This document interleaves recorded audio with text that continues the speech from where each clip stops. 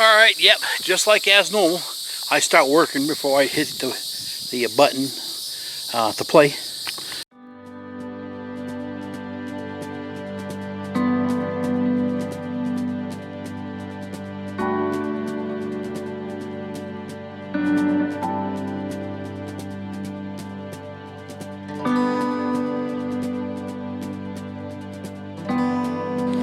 Hey guys, this is Tony here at Our Cabin of Woods. Today, right now, I got a little issue with my diesel. The batteries feel a little weak. So I'm going to show you what I do, how I'm going to test the system, see what's going on. I got a feeling that that right there may have very well something to do with charging that battery. So I'm going to start this up, and it's going to be real loud, and I'll talk loud.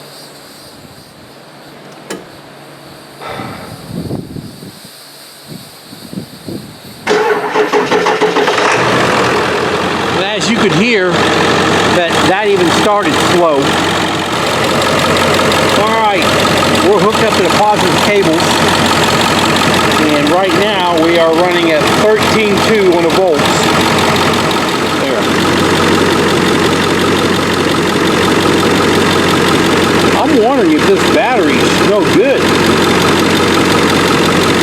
Look at the way it's not even... It's showing, it's bouncing around, and I'm on this thing good. You see how that is? Let's go back to this battery. There's that. See how that's steady? Alright, I got this battery disconnected. As you see, I've got gloves on. I mess with animals, either feed, touching them, whatever. I want to protect myself so I don't affect them, you know. Battery acid. Showing 12.59, so it's a little bit better battery. Well, let's go and load this battery down like I did the other one and see where we end up at. Now we got, look at this. This may be the wrong battery to pick from. We're down to 5 volts. 3 volts. It says weak. We need to go check this other battery. The other battery may be the good one. Alright, we're hooked up back on this thing again. And let me go on this side here. Alright, let's watch. We're looking at this thing upside down. I know, guys. I'm sorry. Alright, let's see what we get here. Remember, the other battery just took a nosedive. This is the one I've already connected to once. This is the second time I'm putting a big load on this battery. So this is the good battery. What are we going at? We're somewhere right around 11.2, and it's not even dropping. This is the good battery. When you put your battery charger on, make sure you put it on the right setting. Of course, the one on the right's for deep cycle. This one is for your regular car batteries and everything.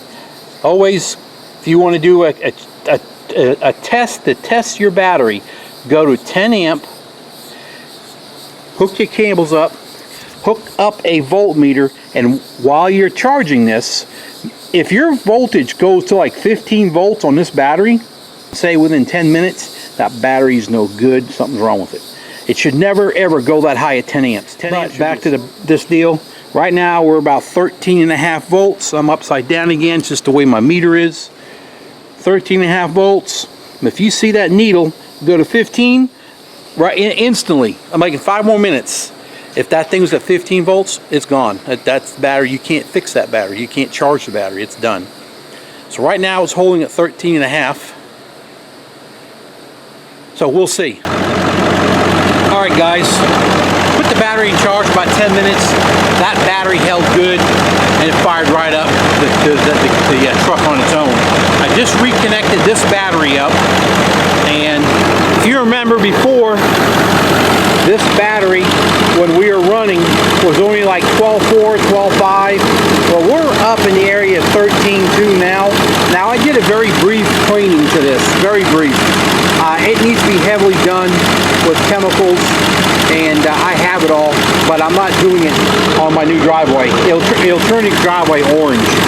So I got to take it up the driveway, up on the gravel, up where I keep stored the truck, and I'll mess with it up there. I'll do that tomorrow. But I'll need to disconnect this, wash the batteries down. I did want to show you something though. On top of these batteries, you see this white looking stuff? Well, let's do this. I'm going to the battery.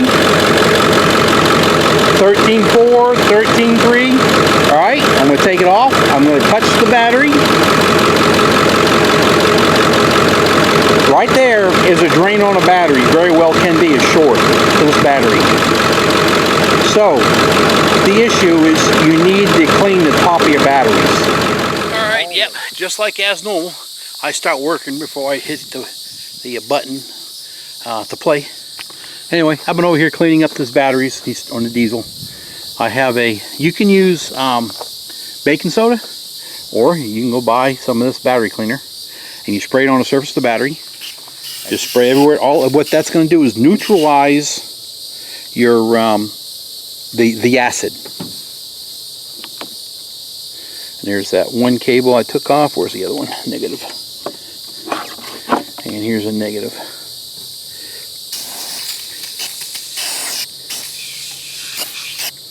So now what we do is we're going to let this sit. Let this sit for just a little bit. Anywhere that like the battery acid may fall down the side, I'll put it down here and spray it. And we'll let this set up and we'll wipe it down real fast with a towel. Alright guys, I was going to show you wetting it down and how I do it to make it a very quick thing. But I couldn't hold the camera at the same time. I tried to set the camera up, but then water started splashing. So anyway, we got a clean battery now.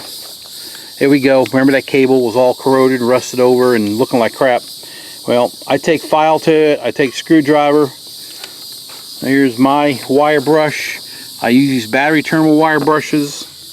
I also have this little file. It's got a file on it, on the edge, and I go through it. Sandpaper, whatever it takes to get this thing clean. So we're clean now.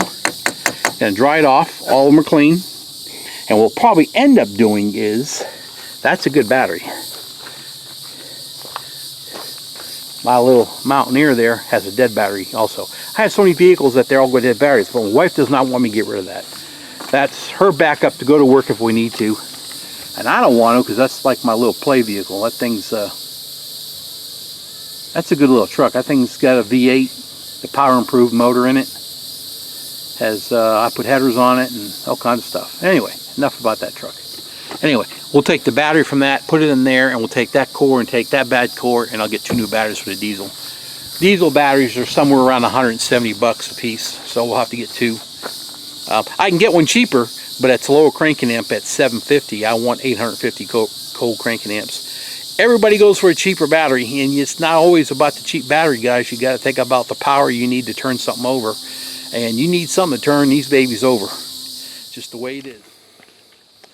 Alright everybody, here's the next day. I did go get my batteries and I've got them installed in the truck, and I'll show you what I've got. 2 new, I got Duralast 850 cold cranking amps. Let me flip that backwards so you can see that even better. They said standard came with 750 and I would have saved $30 per battery. I don't care. It's 850 or none, so we're going 850. And cold cranking amps, that's 2 of them. And let's go over here. Same thing right there. So what we're going to do is we're going to check the voltage real quick on the battery. And they're brand new. They are at 12.6 right now. Alright, let me go ahead and start this thing up and let's see where we're going.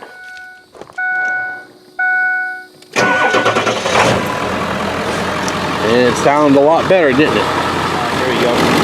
See, we're up to 12.9.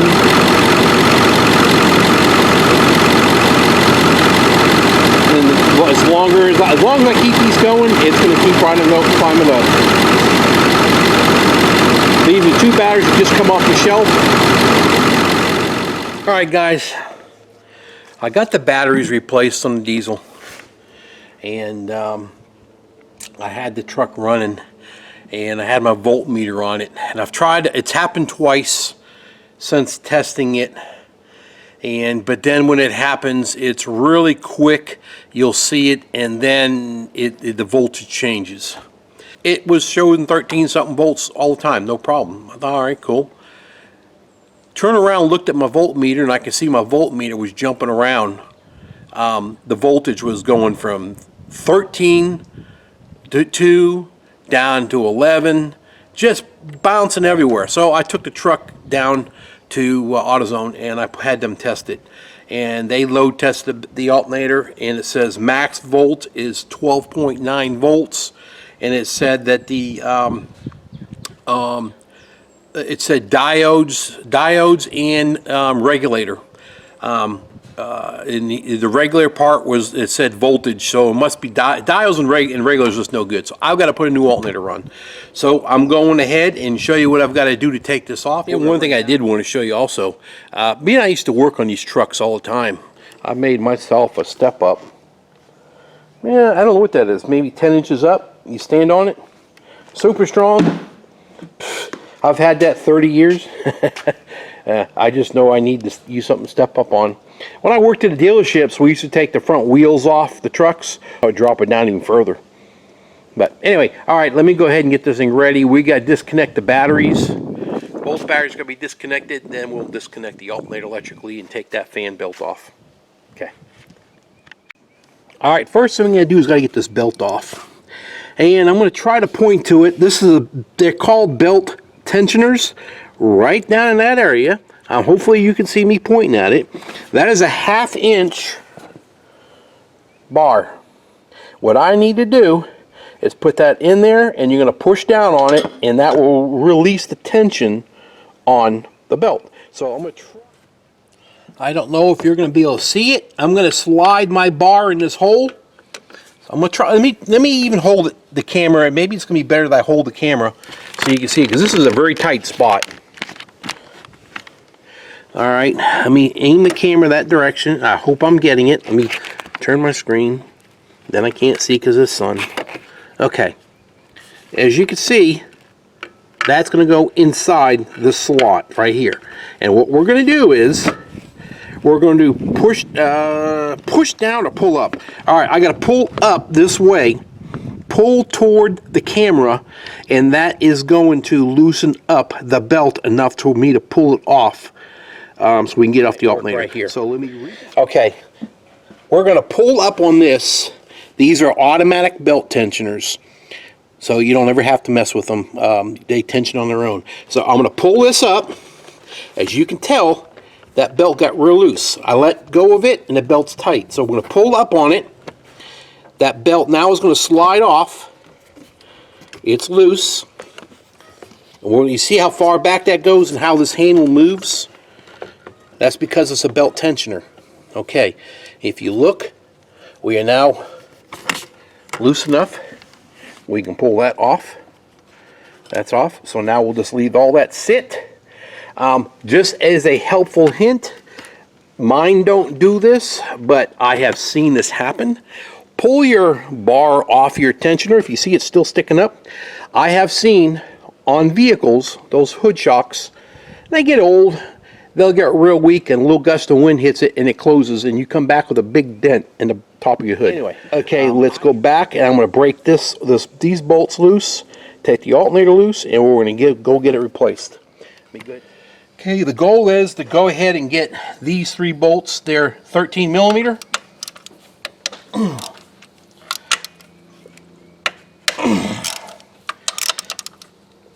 That was loose. Real quick. Back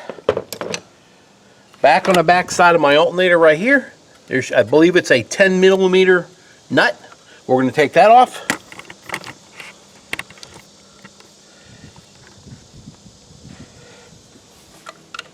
Batteries are disconnected, negatives. Our power is dead. Let's go ahead and take these off. And we will take that electrical plug, disconnect that. I'll show you what you got to do to that. Okay, let's lift this forward. And what we're going to have is, kind of hard to see it, but this flat tab, let me get a screwdriver, actually pushes in. And then you push this in. There it goes. And you just pull it right off. I always make sure we don't pull the wires out of the connector, and they all look good. So, all right, we got the new alternator, and there it is. And now we're going to reverse order everything we just did. It comes with a new nut on the back side, so you always want to take that new nut off because you're going to be needing it. Put it aside. Here's your wire connectors, and you're going to reconnect your wire. The push on. It snapped on. You can hear it snap. Now all right, I'll install this lightly. It's not going to be a positive thing yet. Tighten down because I can get to it real easy. We'll get that here in a minute with the wrench, but we'll tighten it down once we get the alternator bolted down, so the alternator doesn't move around. All right, make sure that's not dangling anywhere. That does not need to be. Install the 3 bolts. I just take it and I kind of know. There. All right, next, we need to make sure we get this wire nut tight. Remember I told you just wait till after, that way the alternator's not moving around. You don't have to hold that at the same time you tighten everything down. Now this nut here, you do not want to go extremely tight on. I mean, you want it tight, but you don't want to sit there and go, because you'll snap off the porcelain, the plastic. You want a nice snug. I'm snug right now, I'm done. If you remember earlier, we took this belt off. What we got to do is make sure the belt all the way around, everywhere that's supposed to touch, is in the grooves. And what I'm saying is, you see how that belt's not sitting right on the groove right there. So we need to move it over, make sure on every pulley is the same. Now on these diesels, the crankshaft one is always the one that I like to slip off of. I always try to take it off very gently, leave it laying there. So far we're looking good. Once again, I'm going to reinstall my breaker bar in that spot, and I'm going to pull it and slide that belt underneath this pulley. Alright, I'm going to install that bar in that pulley, and that's a belt tensioner. And then we are going to, if you look at, let me try to raise my camera up a little bit. Alright, we're going to pull, I'm going to pull toward you with this. This is going to make this belt real loose. I'm going to take that and put it underneath this pulley. So I always get prepared for it. I'm there now. Now I'm going to pull this up. That belt becomes loose. We got to make sure all the grooves are on. And if this pulley doesn't go on, the belt will go on straight, or you can't slip it on, that means it's not in one of the grooves somewhere. It's on. I know my head got in the way. I am looking to make sure that I can see everything looks good. Everything's nice. That pulley's on there. We take that off, we're done with that part. So I can see better, as a recap, that there is your belt tensioner. There's the pulley for it. This is the belt idler. You make sure your belt is in all the grooves, and they are all the way around. I'm looking at everything. It's on that alternator groove. There's the power steering, it's on that. It's hard to see maybe camera, but down there in the crankshaft we look good. Water pump looks good. Crankshaft on that side looks good. So now what we need to do is go ahead and reconnect the negative battery cables, and then we'll start it. Alright, we just fired it up. I don't see no lights on in here at all. This is an idiot light for this alternator in this vehicle. Stupid, huh? And then we're putting out over 14 volts. But we're looking pretty good here. 14 and 14.4, that's doing good. 14.14. We're about the same right there. 14.18. Alternator's working great. Again, now that you started it, let's make sure all the belts line up, because if it was barely on something, it may have kicked off. So now's the time to find it. Believe it or not, if this belt was over right here, riding on that, in less than 1 mile driving, it would have shredded that belt. So you pretty much know quickly that you're on there. The belt tensioner looks nice and straight. So we're good. We're doing really good. Everything looks good. 2 new batteries and an alternator. And Power Stroke is back on the road again. All right, well, we're done with this one. And I know Willow's in there going nuts because she's heard this thing start up. She wants to go for a ride. And I just know how she is. She hears this thing start and she expects to go somewhere. So I need to get gas for it, so probably go take it for a ride. We can get some gas. All right, y'all have a great day. Thanks for watching. We'll catch you next video. Thanks again. Bye.